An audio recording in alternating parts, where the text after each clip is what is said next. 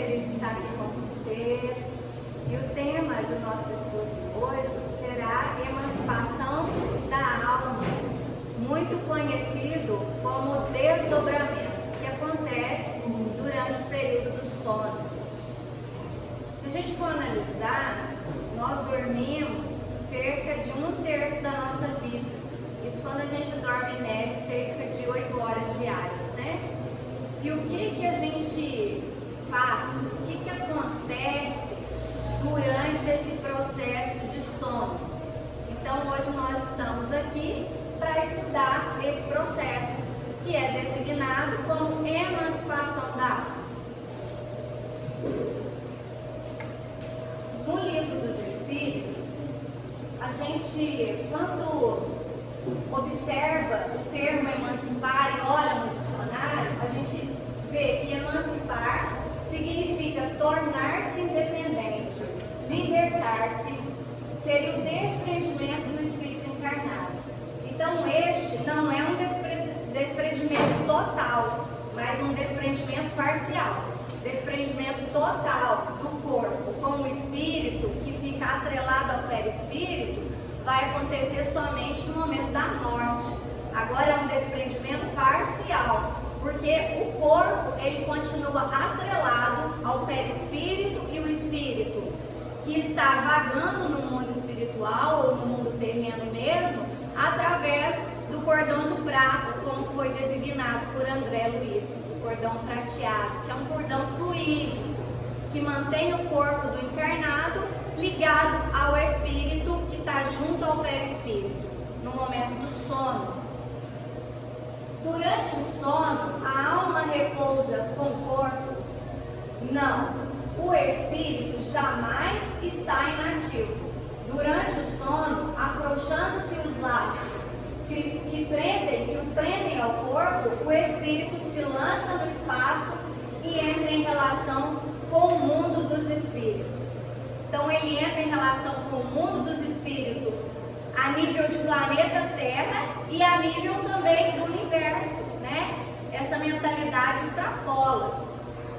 Então, durante o sono, o que repousa? Apenas o nosso corpo, para refazimento das nossas células, para o processo de fixação da memória, né? Isso deve acontecer fisicamente, mas espiritualmente a gente vai descobrir que existe muito mais atividades do que quando a gente está aqui em vigília encarnado. Por que isso? Porque quando a gente dorme, a gente se desdobra, as nossas faculdades todas se ampliam. A gente tem noção do passado, a gente tem noção do futuro, e as nossas percepções de sentido, de ver, de sentir, elas também se ampliam. E o sono completo, ele é necessário para essa emancipação do espírito? Não. O espírito recobra sua liberdade quando os sentidos se entorpecem. Então o que quer dizer isso? Quando a gente tira um cochilinho, ou quando a gente fica naquela dorme, acorda, será que eu estava dormindo mesmo? A gente também está emancipando neste momento, né? Não é uma emancipação talvez tão extensa, mas existe já esse desacoplamento do nosso espírito com o corpo. Dormindo, ficamos momentaneamente no estado em que de modo permanente ficamos depois da morte. Então dormir é como se fosse um ensaio para a morte. A gente está ensaiando ao longo da vida. Quando o corpo repousa, o espírito tem mais faculdades, como eu disse para vocês, do que no estado de vigília. Ele lembra do passado e algumas vezes prevê o futuro, adquire mais poder para entrar em comunicação com outros espíritos. Até porque o perispírito, em desdobramento, não existe esse veículo, né? Então eu quero estar na minha casa, eu estou preocupado com alguma coisa lá. Eu, em desdobramento, imediatamente eu serei lançado para lá. O meu pensamento é que me guia. Esse veículo nosso grosseiro não deixa a gente fazer essas habilidades, né? Expressar essas habilidades inatas que nós já temos como espírito. É muito interessante que na questão 402 também do Livro dos Espíritos, ela mostra pra gente que o sono, o tipo de sono que a gente tem, a qualidade, ser o nosso desencarne. Se vai ser aquele desencarne talvez mais turbulento, mais confuso, do desprendimento da matéria, ou se vai ser uma coisa mais serena. Então vamos observar. Espíritos que têm sonos inteligentes, eles vão para junto dos seres que lhes são superiores, com quem viajam, conversam, trabalham e se instruem. Ao desencarnarem, estes logo se desligam da matéria. Então, esse que tem sonos inteligentes é como se o desdobramento, o período de sono, fosse um recreio. É como se fosse muito legal ir para o plano espiritual, porque lá se aproveita e se descansa das coisas aqui da matéria. São espíritos talvez não tão imperfeitos como nós, né? Ou espíritos que estão aqui encarnados no meio de nós, mas que já têm um certo grau de perfeição, que já sabem usufruir completamente desse momento. Por que nós, espíritos imperfeitos, ainda não sabemos usufruir desse momento? Porque a gente ainda é muito terra a terra. Quando a gente vai para a cama, a gente leva as preocupações da matéria, os medos da matéria. Então todas essas ideias estão muito fixadas mesmo no nosso cérebro perispiritual, que é o que está lá no momento, né, no plano espiritual. É nosso cérebro perispiritual, nosso cérebro físico está lá na cama, né? Então essas ideias, elas ficam muito afixadas. E a gente vai observar que quando a gente está no processo de sono, como essas ideias elas predominam, a gente não consegue nem absorver, nem entrar em muito contato com as instruções e com o trabalho que a gente pode fazer no plano espiritual. A gente é meio que... Sabe quando a gente está sem óculos e não está enxergando nada?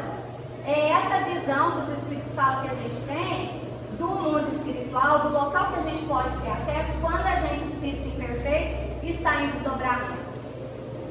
Então a gente fica como criança quando desdobra, nós que somos espíritos imperfeitos. A criança, ela não quer procurar logo o brinquedo para ela poder brincar assim imediatamente, ela não tem aquela ânsia. Então a gente que é espírito imperfeito é assim, quando a gente dorme, opa, agora eu vou fazer tudo o que eu quero. Se eu quero vício, oh beleza.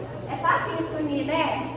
Aos outros companheiros que querem usufruir daquele determinado vício. Se eu quero festejar, a mesma coisa. Se eu quero estar em zonas inferiores, determinadas, né? Eu vou para elas, é facinho.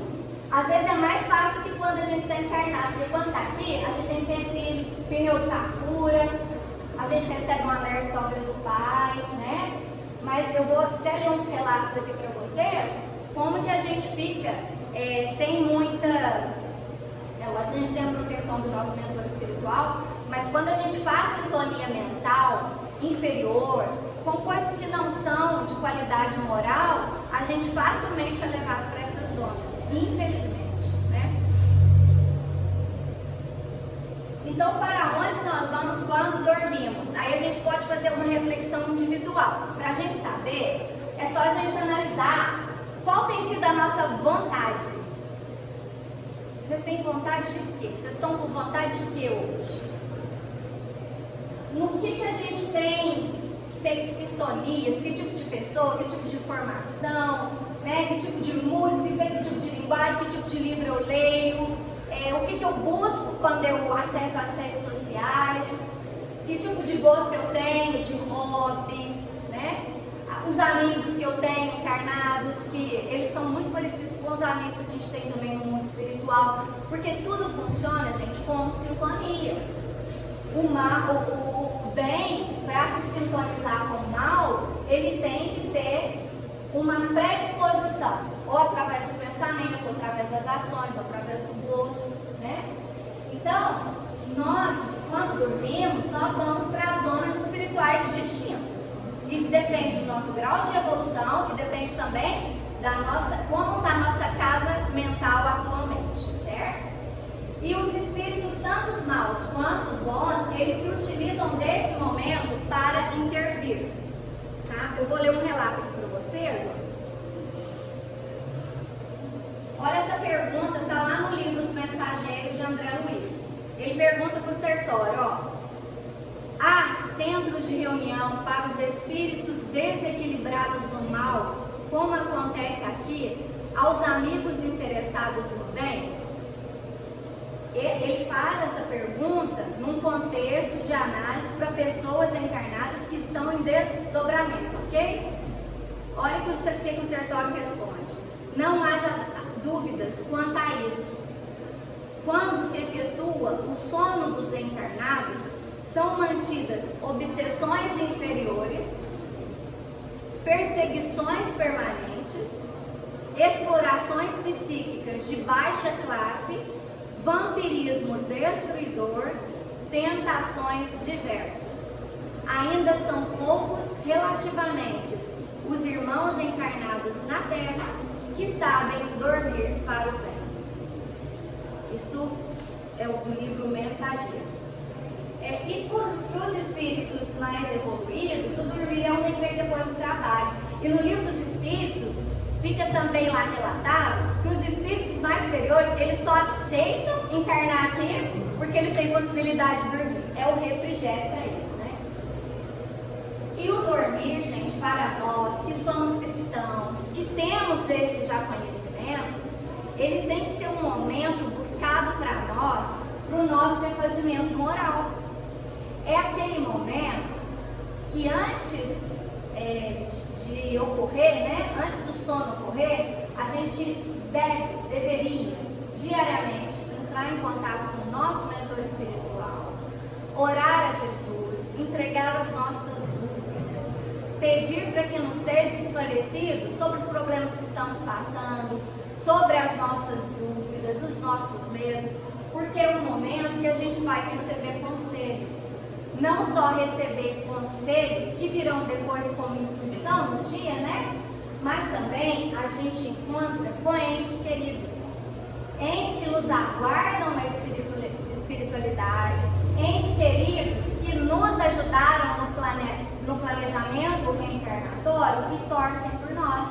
Porque quando a gente fala de mentor espiritual, a gente não tem às vezes um só, a gente não tem um só.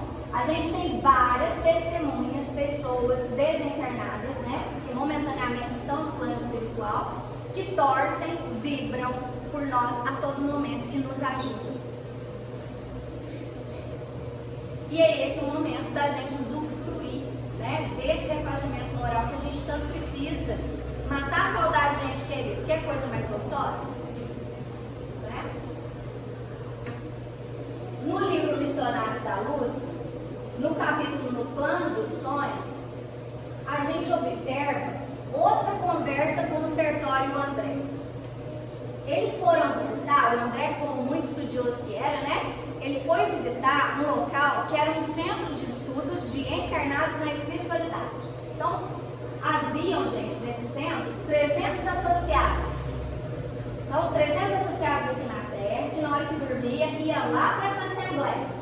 No plano espiritual, para quê? Para estudar determinados temas, ter conhecimento e de alguma forma evoluir espiritualmente, né? Então, nesse relato, o que é, se eu vou contextualizar para vocês entenderem. Nesse centro de estudos na espiritualidade, havia um número superior a 300 associados. No entanto, apenas 32 estavam conseguindo romper as teias inferiores das mais baixas sensações fisiológicas, ou seja, do terra-terra, né? Para assimilarem as lições do plano espiritual. Noites se verificam em que desses 32, alguns quebram os compromissos assumidos, atendendo às seduções comuns. Olha pra você ver o tanto que o número de adeptos vai caindo, né? Quando encarnados na crosta, não temos bastante consciência dos serviços realizados durante o sono físico. Contudo, esses trabalhos são inexprimíveis e imensos. Infelizmente, a maioria se vale inconscientemente do repouso noturno para sair à caça de emoções frívolas ou menos dignas. Relaxam-se as defesas próprias e certos impulsos extravasam por falta de educação espiritual, por falta de esforço próprio, né? E eu vou contar para vocês um casinho que o André quis investigar num dia lá, que desses 32, 2 tinham faltado. Aí ele foi no recinto desse para entender por que ele havia faltado nessa reunião. Esse ele se chamava Vieira. Então vamos aqui também observar o relato, é muito interessante.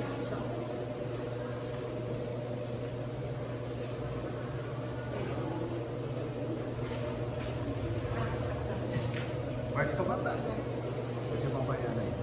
Aí o Sertório com o André chegaram na residência desse Vieira que faltou na reunião. Ele fazia parte desses 32 e ele faltou. Olha o relato dele. Há poucos instantes, encontrávamos-nos, ou seja, o André e o Sertório, dentro do quarto confortável onde dormia Vieira, fazendo ruído singular. Via-se-lhe perfeitamente o corpo perispiritual unido à forma física. Então, o corpo perispiritual, junto do espírito do Vieira, ele estava dormindo, mas não estava longe não, estava ali pertinho do corpo, né? Embora parcialmente desligado, né? Ao seu lado, ao lado de Vieira, né, permanecia uma entidade singular, trajando vestes absolutamente negras. Notei que o companheiro adormecido permanecia sob impressões de doloroso pavor. Então, ele estava tendo um pesadelo, Vieira, né? Gritos agudos escapavam-lhe da garganta, sufocava-se angustiadamente, enquanto a entidade escura fazia gestos que eu não conseguia compreender. Vieira está sofrendo um pesadelo cruel. Creio que ele terá atraído até aqui o visitante que o espanta. Sertório perguntou à entidade negra: o amigo é parente do companheiro que dorme? E a entidade negra respondeu: não, somos conhecidos velhos.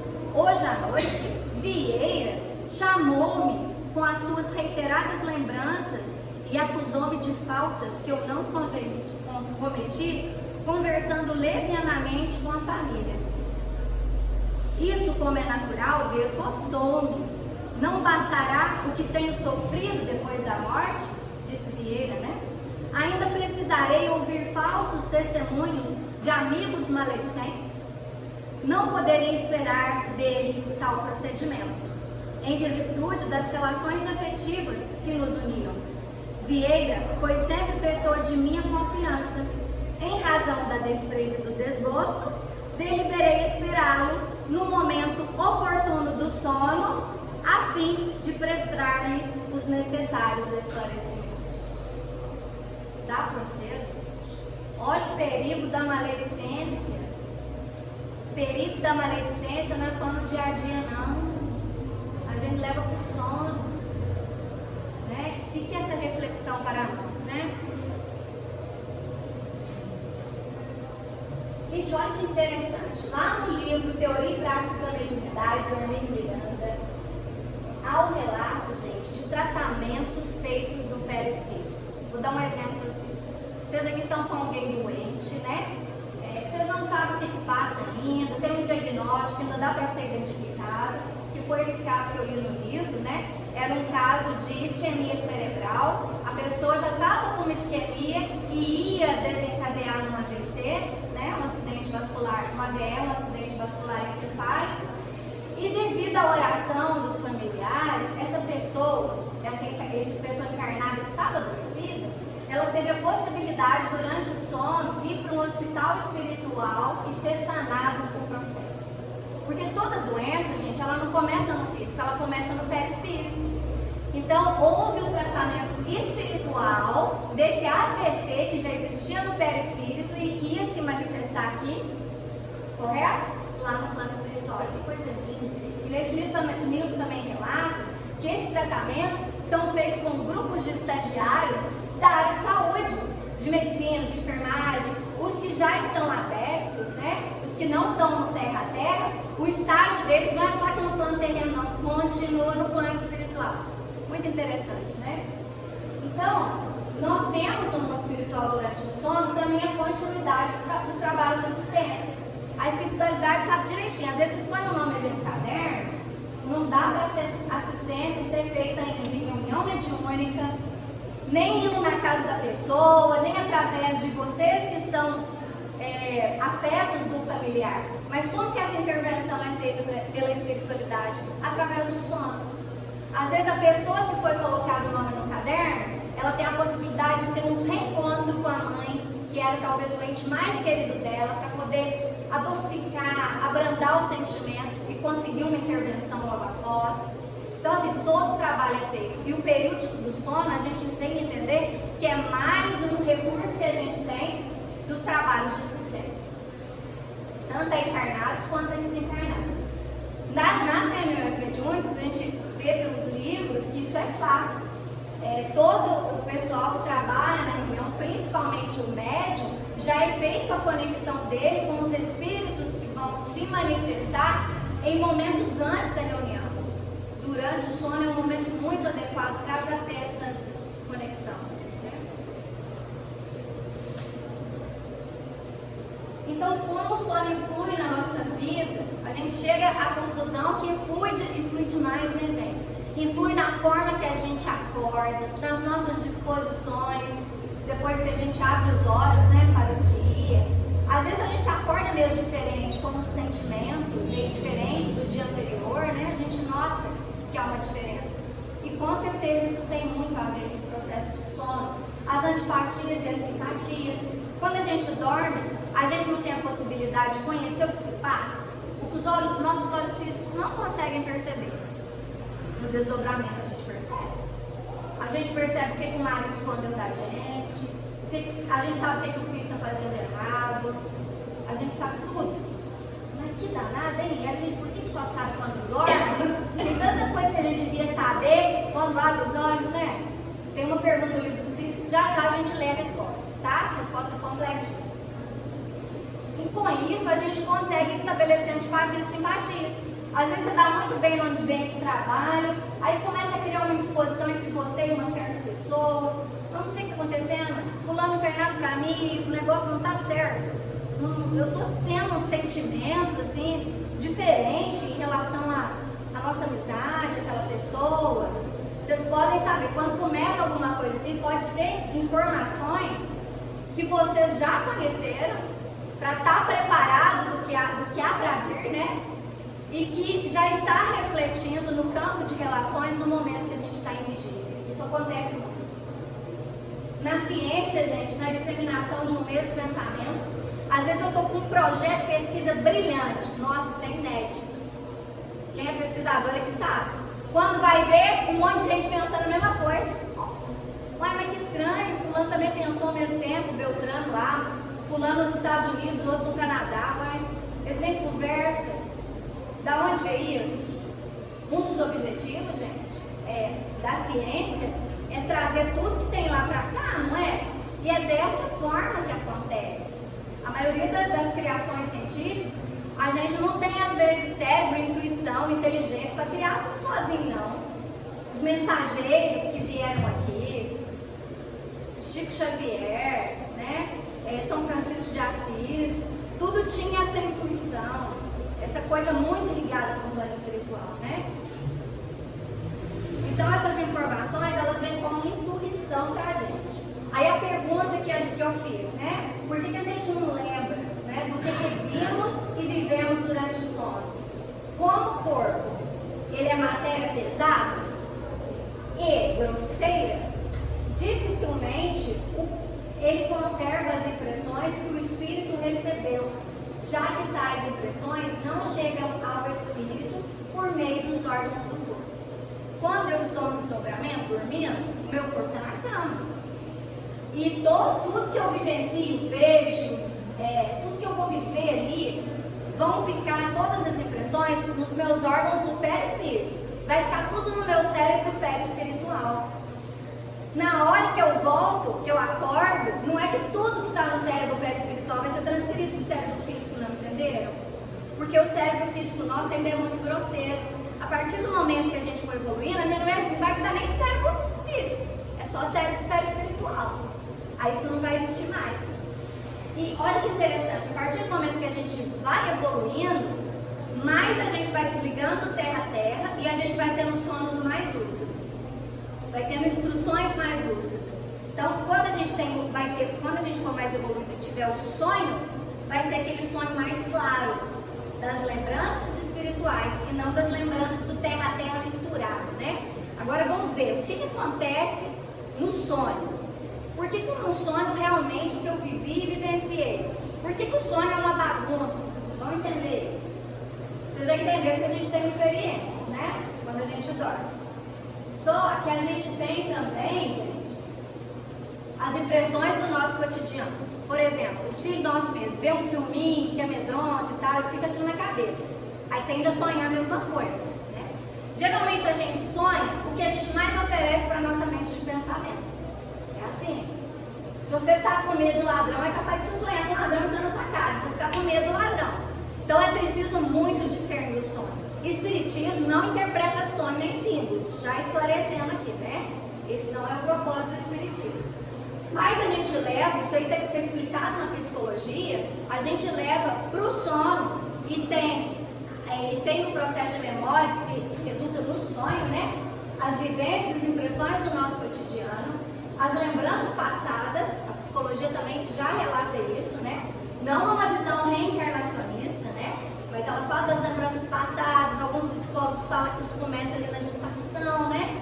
Outros psicólogos reencarnacionistas já entendem que é um processo anterior. A gente leva as preocupações, os medos, os desejos, outro tanto de preocupação, de medo, de fazer, de obrigação, tanta coisa que a gente leva, né? A gente leva também as nossas disposições orgânicas. Olha que interessante. Então, a forma que a gente dorme, que está os nossos órgãos, vamos supor, se a gente tem alguma doença, alguma moléstia, se a gente comeu demais, as nossas vísceras ficam injuriadas. Olha esse relato, que interessante. Eu até marquei aqui para mostrar aqui para vocês.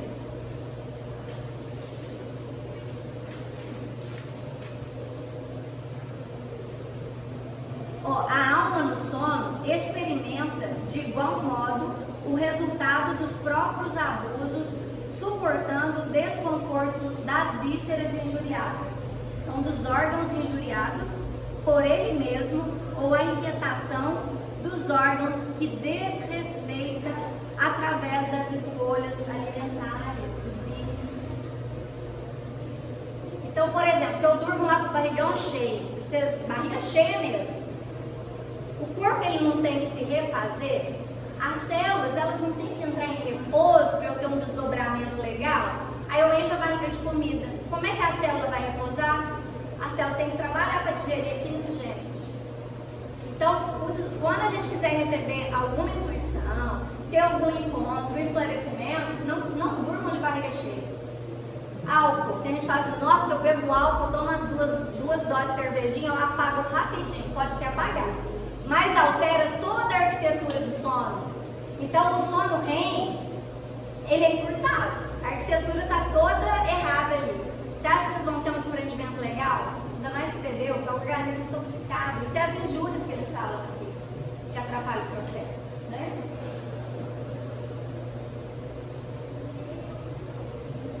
Então, a gente tem o elemento das disposições orgânicas. Isso aqui está muito ligado ao terra-terra, né, gente? Ó, esses 4 primeiros. Ó. Então, nós, espíritos imperfeitos, esses 4 elementos, eles são preponderantes no nosso processo de sono. Os 4 primeiros. A partir do momento que a gente vai evoluindo, ó, esses 4 que vão deixando de ser tão importante e esses 2 aqui vai assumindo maior influência. Que é o quê? Das lembranças da atividade do espírito durante o sono. Porque aqui a gente passa a ter sono inteligente. A gente sabe que dormir a gente pode trabalhar, pode fazer, pode realizar muito mais. A gente está liberto. E o Martins Peralva, ele fala para nós, gente, que quando a gente se apropria desse conhecimento, só de apropriar desse conhecimento, a gente já consegue ter um pouquinho mais de sono inteligente.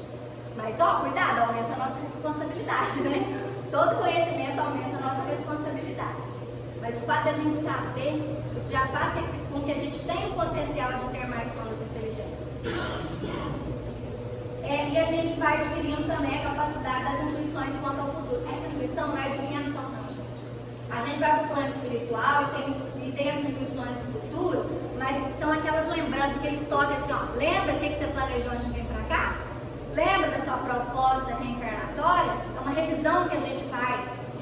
Sempre é mostrado para nós a tela, ó. Você programou, tá reclamando do filho é para ser esse ideal. Tá até bom demais. Olha, você queria 2 gêmeos, hein? Pois é. Então vamos voltar lá e viver, parar de reclamar e agradecer. E ver que as coisas são bênçãos. É bem assim, gente. Tá?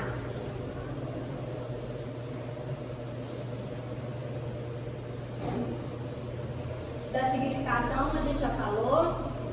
E é importante também, então, depois que a gente tem esse conhecimento, a gente saber que é bom prepararmos para um bom sono, né? Existe aí, se você acessar o Google, as redes sociais, vocês colocam a higiene do sono. Vocês vão ver os aspectos que fazem a gente dormir bem. Então, esse higiene que está ali é o horário que você vai para a cama, de sempre manter o peso, de ser um ambiente sereno, o tipo de filme, de leitura, né? As escolhas alimentares que você faz. O ideal é que a gente, na hora que a gente vai dormir, a gente tem que ser alimentado 2 horas antes. Então, nessas 2 horas que antecedem o sono, não é indicado alimentar, para que não ocorra aquele problema que eu falei para vocês, né?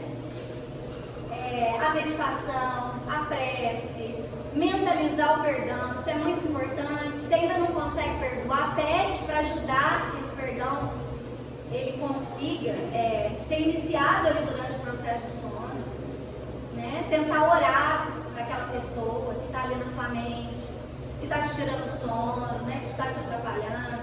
Gente, isso funciona demais. É só a gente começar a praticar. Negócio que a gente escuta, mas ainda é preguiçoso, né?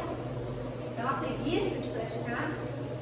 E toda vez que a gente fala aqui, aí a gente pensa, nossa, reforma íntima de novo, autoconhecimento de novo, mas é isso mesmo. É que Jesus dizia, né? Sede perfeitos como o vosso Pai é perfeito. Vocês vão fazer tudo que eu faço e ainda muito mais. A gente está pré-evoluindo, está a passeio, né? Então é por isso que a gente está aqui. Dorme-se, portanto, como se vive, sendo-lhe os sonhos o retrato emocional da nossa vida moral e espiritual. Espero que vocês tenham gostado do tema. É um tema que dá muita reflexão, né? A gente fica pensando. Interessante.